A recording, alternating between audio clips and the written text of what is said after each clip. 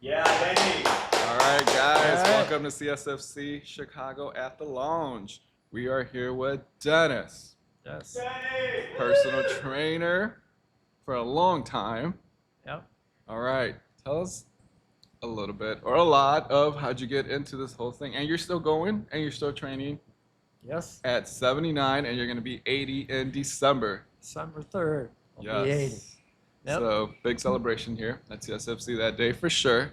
I'll make Yep. sure of that. Yes. All right, Dennis, how do we get started then? When I was a kid, young kid, I had really bad asthma. And I was born in 44, so in that era of growing up, there wasn't much. There wasn't the medication that asthmatics have now. Mm-hmm. It was very poor. So I was really sick for a long time. Seventh grade, my parents finally took me to Mayo Clinic, and they figured that the problem was the pediatrician I was going to, Oh boy. Okay. who was trying to desensitize me from anaphylactic products that I was allergic to, mainly egg whites. Wow. Uh, One of the amino acids in egg whites are very concentrated. Huh. I almost died a couple of times from that. Those days they didn't. Get They out of didn't. here. No, they didn't. You know, anaphylactic was in my bronchial airway, so So you couldn't really breathe or nothing. yeah, just can't breathe choking in. you. Yeah. And then they didn't have, paramedics. An ambulance came and took you to the hospital. Holy cow. They didn't have all the stuff they have today. But anyway, once I quit going to her, because she was giving me shots since I was 5 years old. And each year I got worse and worse and worse. Mm-hmm. That's why my dad finally said enough of this and took me to Mayo's. And they found out she had, instead of desensitizing me, she had hypersensitized me. Okay. And that's why I was getting worse and worse. So, first of all, he said, don't go back to her ever again. She isn't, that's beyond her scope of practice to be an allergist when she's a pediatrician. Okay. She Okay. didn't know what she was doing. So, and they gave me the first inhaler that they ever invented. This was like 1957. You were here in Illinois, right? Still? Yeah. Yeah. Yeah. Joliet. I grew up in Joliet. And within a couple of months, I started to feel better.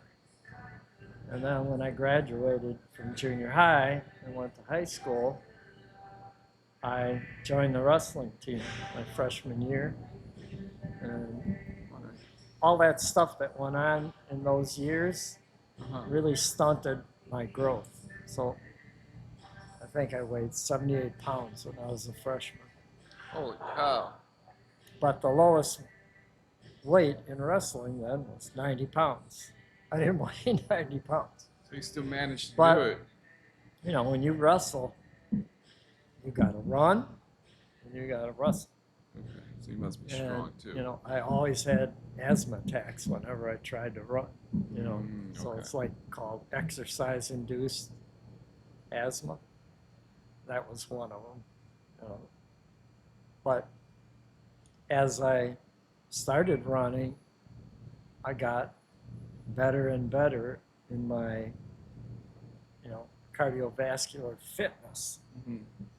and it really helped my asthma to be fit for the Yeah. first time in my life. So I wrestled for a couple of years, but because I was in band too, What'd you play in band? drums. Drums. Yeah. So if we bring you a set of drums, you know what to do with them. Yeah. Well, Holy cow, that is cool. I don't play anymore. I quit when I was like 32. Uh-huh. because it was getting away in my job, and I had kids then, and just Everything. So when did you started doing personal training? so. To continue that, so once I got out of high school and went to college, I stopped running. We weren't, like when we wrestled in those days, and this was in the early '60s. Uh-huh. They didn't want you to lift weights because Really? at that time they thought weightlifting made you muscle bound, whatever that meant. Okay, okay. That's not true. We can see it today how Yeah. athletes are trained. Yeah, well, But like the hybrid most training, it's into it the now. most we had in the gym at Joliet Township High School, where I went to school, there was only one high school in Joliet, and that was JT Central now. And we had 110-pound weights up. That was it. They wouldn't let you lift any more than that. Well, that's That still was it. heavy. And that wasn't a big part of the training. Uh-huh. I mean, there's something in training called the rule of specificity, which says if you want to, let's say, for example, pitch 100-mile-an-hour fastballs, you better start throwing fastballs Yeah. and learn how to pick up your speed and all the muscle connectivity that it takes to develop an arm that can throw that fast.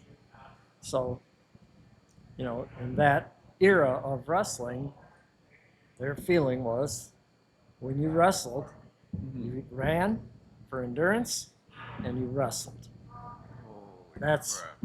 So that was and it. yes, that was the best way, because in order to be a good wrestler, you got to wrestle. Yeah. You got to wrestle You gotta against practice good that. competition. So I just got away from that in college because I was busy studying and partying.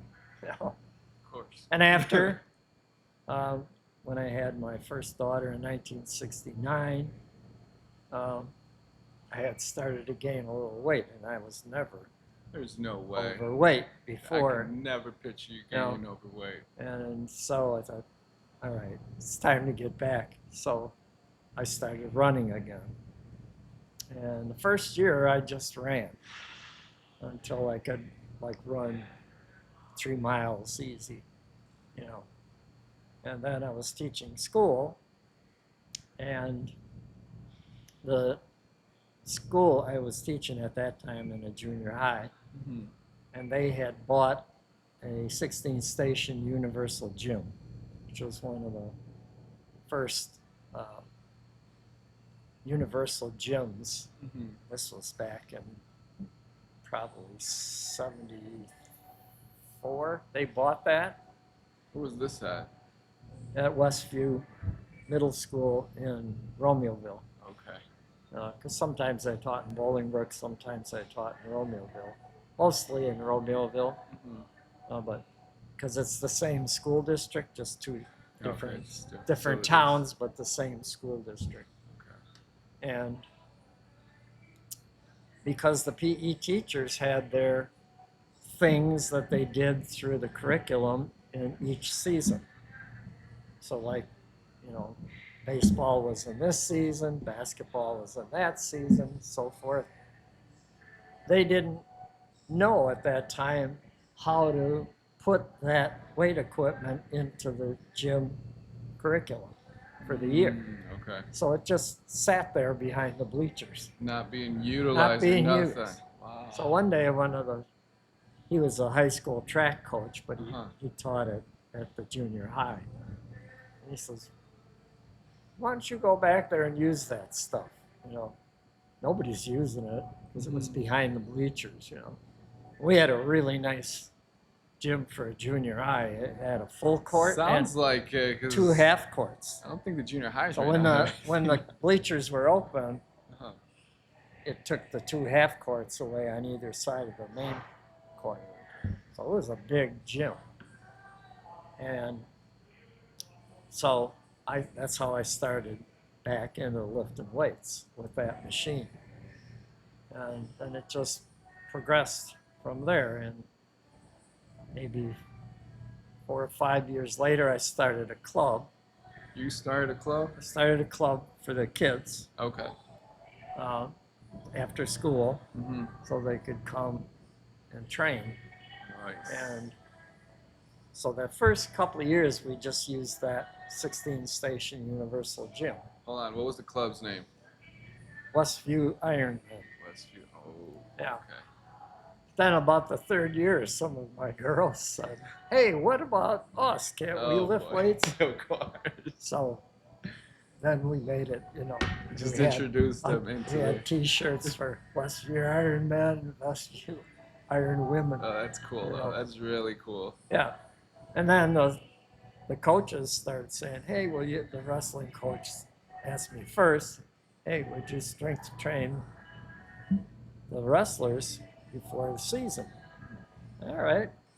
Well, then the basketball coach said, "Hey, well, and then I started. So you involved everyone, all the Yeah. sports, Yeah, academic and in there. I had a kid. One of the kids I had, Oliver Gibson, his name was.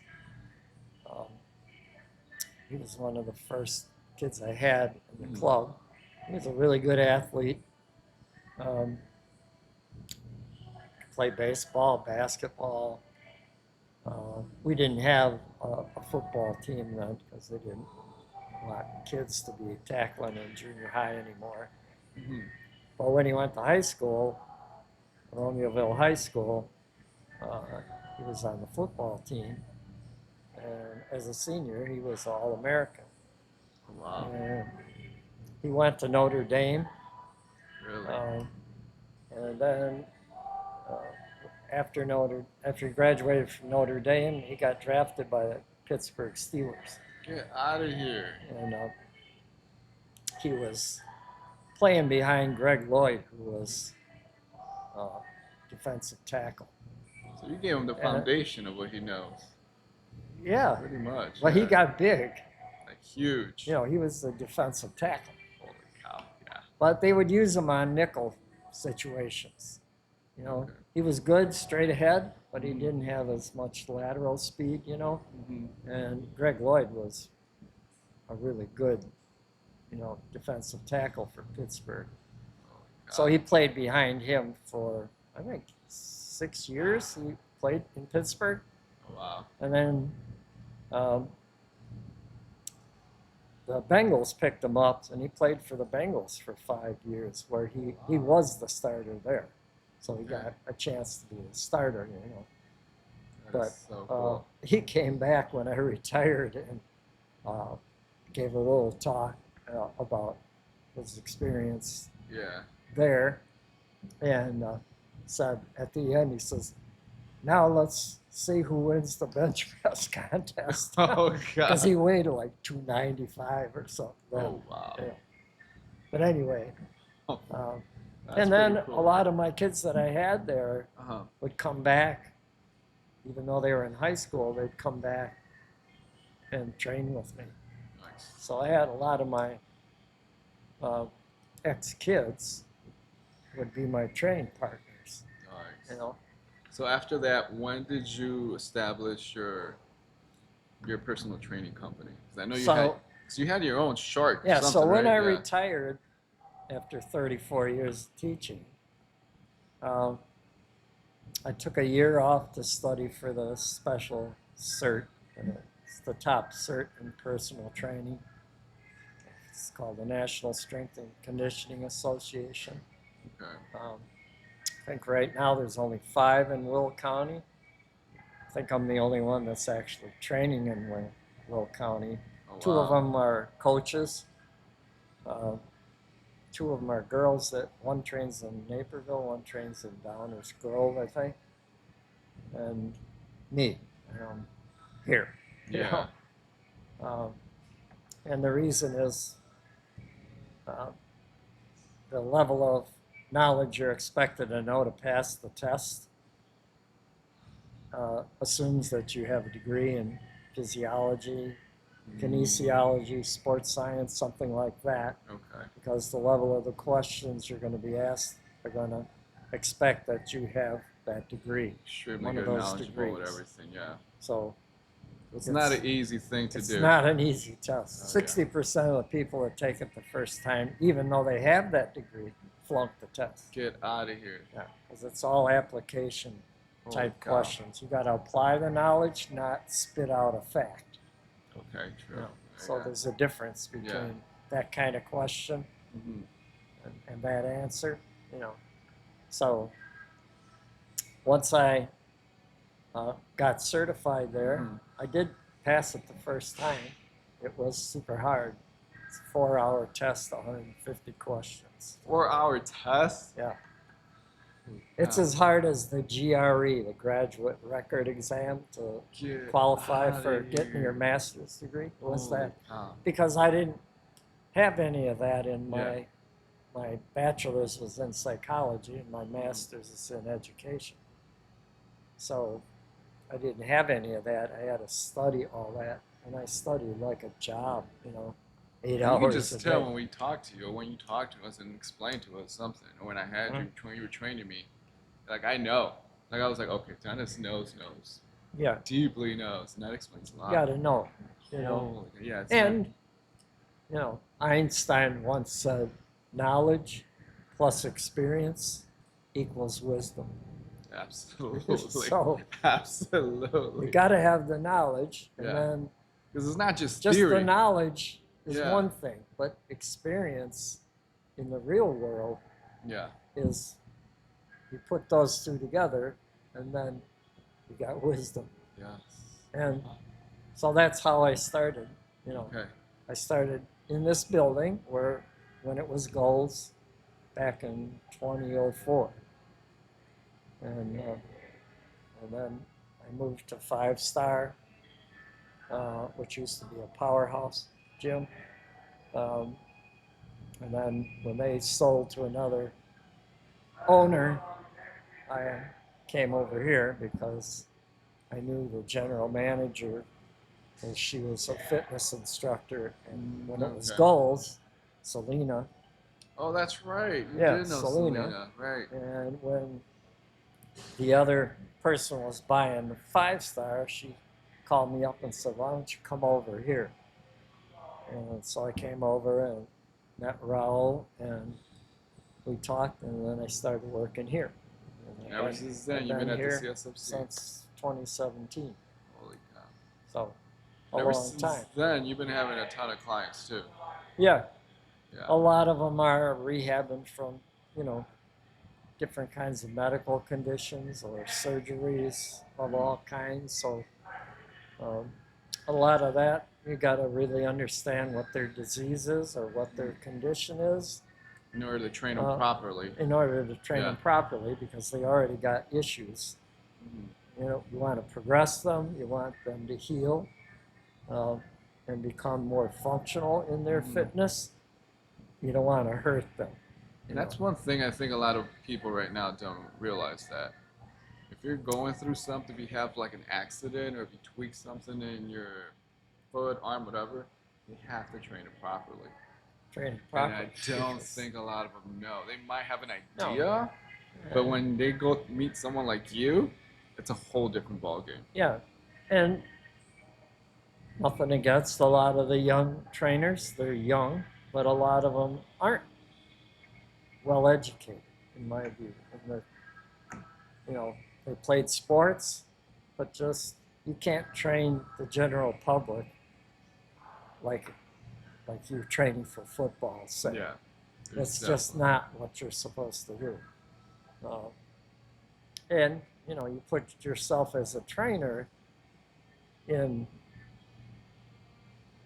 the chance of you getting sued if you hurt that person. Yeah. Did you assess what's their ability to do the things you're asking them to do? Yeah.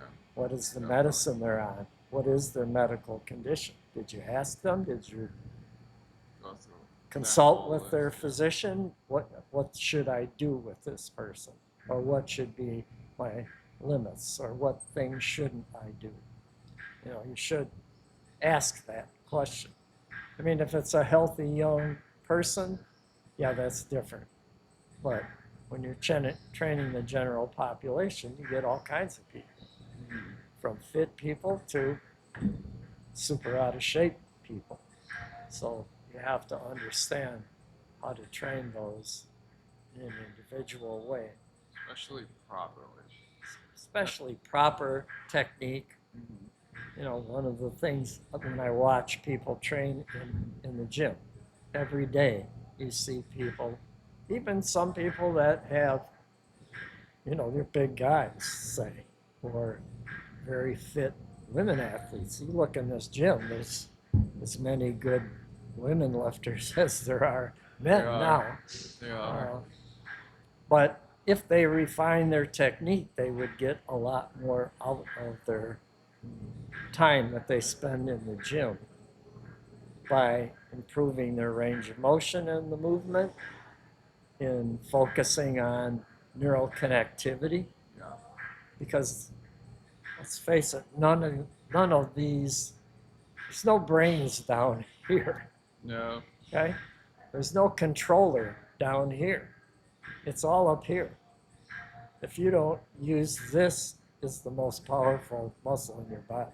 Even though it's not a muscle, Agreed. it's the motherboard, it's the controller. It tells everything here what to do. Agreed. So if you don't include that in your work, you're missing out on the main thing that can advance you in what you're trying to do. You've got to connect. And that starts with understanding what does the muscle feel like while you're moving. You have to consciously think of that, pay attention to that, because you're telling your brain, this is what I want you to work on. This is what I want you to do. Because in large part, the brain doesn't want you, for example, to isolate a muscle or muscle group. Because it wants to preserve, right? As much as possible.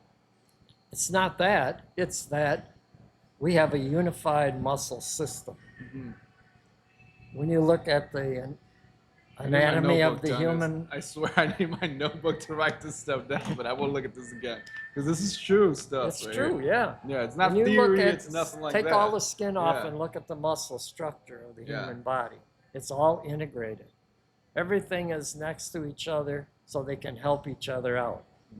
And the brain knows where to pick up those helpers because it's the motherboard, it's the controller, not you, it. And, we have an autonomic system in our body for all of the jobs that our brain controls that we don't have anything to do with. Like, so yeah, you can consciously breathe, but do you all the time consciously take a breath? No, no. I'm just thinking about it now, but no, or we blink don't. your eyes, Yeah. or control your heart rate, or your breathing rate. No, you don't do any of that. No. Control your digestive system. No, you don't know anything about that. That's your autonomic brain, and it likes to take over a lot of stuff. And I do this, hold on, I do this, sorry to tell you, but I do this funny thing where I tell my stomach, I'm like, it's growling. And I'm like, no, I tell you when I eat. You don't tell me when you eat, okay? You're and one's like, the who are you signal. talking to? I'm like, my stomach. So I'm like, they're like, you're crazy, Leo. I'm like, I know, but I'm not feeding it. I feed it when I want to. Yeah, or you see people and they're like, I have to do 10 more of these. They're not even paying attention to what they're trying to accomplish. So, because if you don't understand how the brain wants to recruit other helpers around the joints you're trying to move, and that's what we do functionally as a human, is we're moving the joints of our body. And to do that, we have to have muscles, tendons, ligaments that help move the actual joint. And then we have to feed it, rest it, and all of then that. Stress it. The old saying, you are what you eat, is true. Yeah. And when you look at the obesity rate in America today, 70%, 72% of the last time I checked of the human population in America is overweight or obese. Yeah. 72%. That's It's all a this lot. processed foods. A lot of processed And foods. I call it entertainment food now. Yeah. There is nothing nutritional for us. No. It really isn't. No. That's why I tell people, I'm like, don't look at this as food. Look at it as just like we watch television or something like Yeah. that. It's just entertainment. Yeah. That's all it is to entertain our taste buds. Yeah. That's Yeah. it. And if you want, there's really good stuff on television to learn from, too. Yeah. So, but, and that's a big part of making progress is what you feed your body. We know what humans need to eat, and we can get the good stuff now. Yeah. Just gotta look for it. But a lot of people don't choose those options. No. That's a little more expensive to eat that way. Yeah. But are you worth it? You want to have a healthy body that lasts a long time.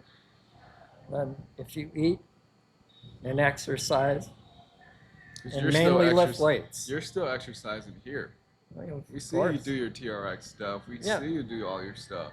Mhm. Everyone around me that knows, and they're like, he does all that. I'm like, he does all that. Yeah. Because especially as you get older, around 50, something called sarcopenia begins for all humans. And it varies a little bit, either side of 50. It might be a little before, a little after, depending on your conditioning as you approach those ages. But you can't stop sarcopenia. And what causes it is as we age, our ability to process proteins to build our muscles isn't as effective as it used to be. It's called anabolic resistance. So that resistance is based on our ability to, even though we might eat a lot more protein, we still can't process. No, we can't process all that we eat. Even just in general, you can eat a 28-ounce porterhouse steak, but when our digestive system starts, when we see food, when we smell food, all of those things are triggers that sets in motion the whole process of our digestion of food that we eat. Okay. And how it gets absorbed, how those nutrients are broken down and absorbed in about 3 feet of the small intestine. And it's a continuous motion. Once it starts, it keeps going. It's not going to stay and wait. Okay, he's eating a 28-ounce porterhouse steak. I got to slow down so he gets it all. No. It keeps going. So you're going to, on average, absorb about, before you're 50, let's say, between 4 and 6 ounces of that steak. That's it. That's it. You don't have time to go. So the rest of it. it's going down the toilet. That's one thing I do tell people. I'm like, we can eat whatever we want, but if our body doesn't absorb it, Yeah. it's no point if you keep So eating you got to your portion protein, control your, based on that. There's no reason to eat more than 6 ounces. Or say if you're even eating a steak, It won't do nothing. because you're not gonna. You can eat it, go ahead, but you're not gonna. It's not gonna As do far nothing. as nutritionally, you're not going to be able to absorb it all. Wow. But anyway, so if we take the whole complex of all the things you see in what's called fitness today, CrossFit, all these fad things, running, the research clearly shows, and my NSCA cert publishes all the research that's done in strength and conditioning at colleges and universities throughout the world, because the NSCA cert is a world cert. I can train in England, I can train in Spain, in Italy. So this is really, really high level stuff. Yeah. This isn't your because the average public doesn't know what these cert names mean. And if you look at the acronyms, they all try to look like NSCA, NASM, NADA, Yeah. NAFTA. Then another good one is called American College of Sports Medicine, which is a little more on the medicine side of training. Okay. That one's a good one, but the test is only 3 hours, and it's not as hard as the NSCA one. But that's a good one. But that the other imitators like ACE, and there's a couple other ones So that all start of with those A. guys are just Because copycats. the Okay. average public they don't know Yeah, no. what those letters No, no. mean. Like you see a doctor or has a bunch of degrees in A, B, C, D. What Yeah. does that mean? They don't know. So all of that said, we gotta really focus on what we eat and how we train.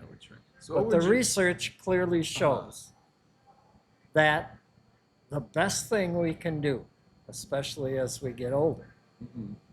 is lift weights. Because Okay. lift weights gives you everything that the other ones don't give you. I was just gonna ask you that. What would you tell a 40 to 50-year-old person that isn't really wrapping their head around that?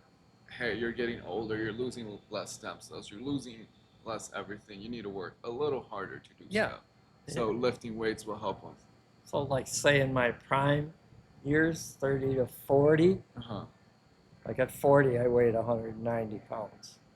Now I weigh a little under 145. You got a ton of That's muscle. 14% body fat right now. So I can't keep it on. I'm trying. Yeah. Now, I stopped lifting super heavy. Anytime I power lifted for probably 10 years, Mm. from 30 to 40, I was power lifting. After that, I did more like bodybuilding, not so much strength stuff. Because, whenever you push the envelope for your records, Mm-hmm. you're risking getting injured. Yeah, definitely. Everybody that does heavy weights and like powerlifting or even Olympic lifting, sooner or later you're going to get You're hurt. gonna get hurt. Something's gonna, and it happens. I think the last time I lifted really heavy was on my 70th birthday. I deadlifted 455 for 6 reps. Holy I cow! can show you a video of it to prove it. No, I rack believe lifted you. it. I didn't take it off the floor. It Uh-huh. was about mid calf A little bit there. Okay. there. But But still. that's strength. Yeah. Holy cow, Dennis. But after that, Mhm. at 70, every year after that, I could see a decline. First it was decades. I could see a difference between 50 and 60. Yeah. A difference between 60 and 70. But at 70, every year seemed to get harder Yeah. to Well, keep that weight on. That's one Because thing I I heard. wasn't lifting heavy anymore after that sudden. have you had any falls? Well, I fell out of the sky. Just on the fall. Oh, I know that. I know that. Skydiving. Well, there's a study that a lot of for the older population, it's their wrist. They don't have strong wrist. Mhm. So when they fall, they collapse and they just really fracture everything. The main thing is because why do they fall in the first place? Yeah. Is they're already losing muscle mass. Their ability to balance and stabilize, their ability to catch themselves before a fall is gone. They don't have the muscle strength to do that. That muscle strength starts in your feet because that's what's on the ground, right? Yeah. If your feet aren't strong, if your calves aren't strong, you're going to have problems walking. And falls are one of the main causes of injuries and death in older adults and seniors. I've seen that for a decade. And they fall or they can't get off they can't get up. Yeah. No, They don't have the strength to get up anymore. They can't get out of a chair, like a cushy chair or I sofa. see it. they can't Yeah. get on and off the toilet without help because they don't have any strength Strength in nowhere their in the legs. complex from their feet to their glutes.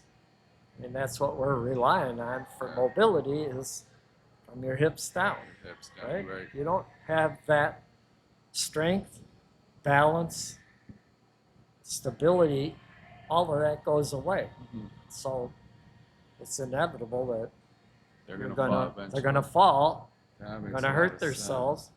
and a lot of times those falls result in fractures that can be life-threatening. Like a lot of seniors that fall and break their hip, Hmm. they get an infection. It leads to other things. They can't heal, and they They put them can't on heal, these. and that They put them on these. What do you call it? On these pills or whatever, and then they're, doesn't do much. no, And I've seen them back in, or they time die. to time. They get Yeah. an infection and then they die. Yeah. So it's a major cause of death Yeah. of seniors. Falling is one of the most dangerous things. Yeah.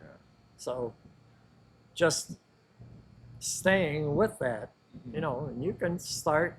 I mean, there does come a point in your deterioration as we age that you you will lose that neural connectivity and the muscle won't be able to even be there. It'll disappear.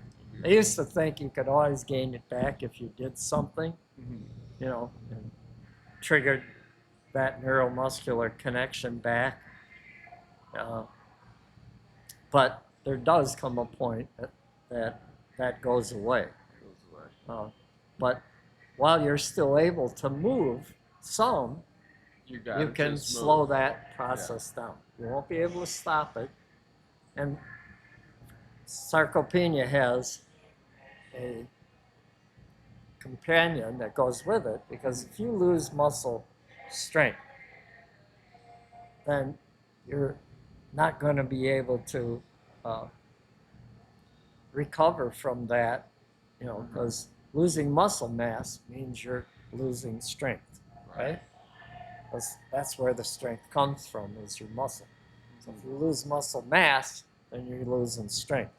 And those are the two things together lead to fall injuries of seniors. Okay.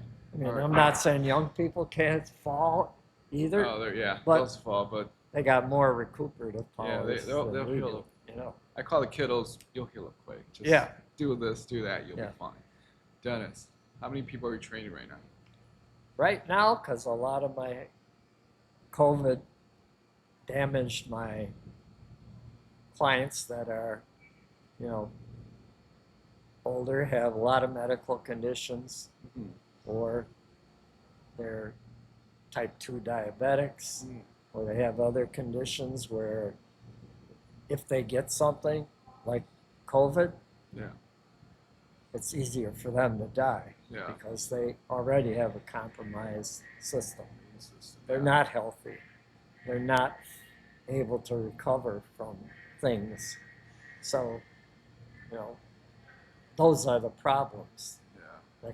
that happen, and it happened, kind of destroyed Yeah. that part of my business, So probably the most I had was like 24. Holy But then I cow. was working like 10 hours a day. Holy cow. Oh, now, Yeah, but still, that's. I mean, I've been doing this 20 years. I taught school for 34 years. Shoot, so you're going on 2 decades doing So, this stuff. yeah. Yeah, pretty much. Yeah. So, Holy cow. so now I decided, last year Yeah. I'm going to slow down. So now I only train like A few people. from here from 7 to noon. Oh, wow. You're still training quite a nice handful, Yeah. though. Yeah. Yeah. Yeah. So, Now, and I still like how's training? the facility been, though, for the training? You have the You're outside. You're you not have the gonna downstairs. find a gym like this anywhere around here, and I've been in a lot of Uh-huh. gyms, not just in this state, but Uh-huh. my daughter lives in Florida. She's been there for 30 years. So I started going to gyms down there when I go down to visit her. Been to gyms in Wisconsin, Michigan, Iowa. This is a one-of-a-kind gym. Oh, I know. Yeah. Everywhere I travel, I mean, yeah, maybe buy one. Lifetime has more. They have a pool. That's all they have. No, they do got a bunch They of got all amenities. like They do. badminton. I don't They know what do. else. But they're not like this gym. Yeah. I mean, with all kinds of different, there's an Olympic lifting room, there's a leg dungeon, there's a boxing room, there's an outside, and the equipment that's here changes all the time. It's one They're of the not. best. It's one of the best. They're bringing in the best, Yeah. the latest new stuff. I mean, you Yeah. can't beat this gym for it. And they can always ask for help. And I will have to say, I've trained for 3 different owners so far. Okay. Raul and Sonny are totally different from any of the other owners I ever worked in any other gym, Nice. because they listen, number one, Yeah. because they weren't ever in the gym business before. Mm-hmm. So they really did They listened. No, They did. but they listened, they learned, and they applied what they learned and had the vision to build this gym. Yeah. So And years later, here hands we are. down to them. Oh, absolutely. Because Absolutely. They made a one-of-a-kind gym. Yeah. And okay, maybe you have to go to Chicago to find one Yeah. that's like this. Yeah. No, I've never gone over there. And they're similar, but not with Yeah, the and outside, not with the dynamic that we have going on. One of the It's other things extremely about the NSCA cert is, like, we have to have continuing education units Oh, really? every 3 years to keep your cert in effect. Oh, And if we take, like most of the other certs, if you take an 8-hour class, mm-hmm. That's it. you get 8 hours. Okay. If I take an 8-hour class in the NSCA credentials, I get 0.8. Holy cow. And we got to have 60 continuing education units every 3 years. Holy So cow. you got to get 20 hours, Just to get. 20 Yeah. hours every year to get it. Oh, wow. So I've been to a lot of gyms at clinics in other states here. A lot of gyms around here in the Chicagoland area I've been to. I've never been in one like this. Some that are like powerlifting gyms that are specific to that. I mean, they got other stuff, but they're known for powerlifting. Or a gym that's known for bodybuilding. It's for everyone. But this gym, you can do whatever you want. Whatever your Pretty sport much. is, whatever. And swim, because we do have a pool. do We have can a do pool. all kinds of stuff. I mean, there's no excuse. And Yeah. we got a great ladies only workout room. Yeah, they can It's do their got a thing. full gym in Everyone there. does their thing. So And Number they have a one. Josh. Josh, Oh, man, gosh. front desk man. Dennis, we will do a part 2. All right. And then you got my wheels thinking too while I'm talking to you. Doing a mini seminar Yeah. for the kiddos. I call them Yeah. anybody under 30 or Yeah, 35. I right. call them kiddos. Yeah. Some we of will- those like That wants to. techniques. Yeah, that wants to of do this. what's wrong with how this person's Yeah. doing that exercise? Because How the could they mechanics make are it different better? too for everyone. So Sure. it's like you can do this, you can do that, and you can really help out a lot. And if people, Yeah. if they're willing to listen, do Yeah. it. Because, even though I don't look like a, Oh no, you do. Go on his Instagram. He You does know, look like he lives. I don't look like a giant No, muscle-bound he guy. looks like he lives. I am muscular. You I are. am We know strong. you are. Uh, I'm pretty lean and fit. No, you're know. extremely fit. So even though I don't look like it, like I told one time, I gave some advice to like a big kind of a steroid guy Yeah. that was like when he's like real fast partial reps, and I said, Oh gosh. "You want a tip to make that more effective?" And he like looks down his nose at me like I said, there's no brains down here. Oh my gosh. Because I always remember, Yeah. there was before Phelps, the Olympic swimmer that won all those gold medals Yeah. in the Olympics. There was one in the 70s, Mark Spitz, who was the previous guy that had won the most gold medals in swimming. Really? And his swimming coach didn't know how to swim. What? And you Okay. say, what? But Oh my gosh. see, that's where if you got the knowledge You can apply. and understand how to do that, even though you don't know how. Yeah. Like, does every male gynecologist, did any of them ever have a baby? Okay, Thank you. so it's knowledge that's Yeah. important. Because Holy cow. this down here don't have any brains. Oh in my it. gosh, you're totally right. That is The crazy. controllers up here. Oh my gosh, Dennis. All right. Well, thank you. All right, buddy. So much. Love you. Thank you. Love you, Josh. Josh, you're the best. All right. All right. Yeah. Thank you.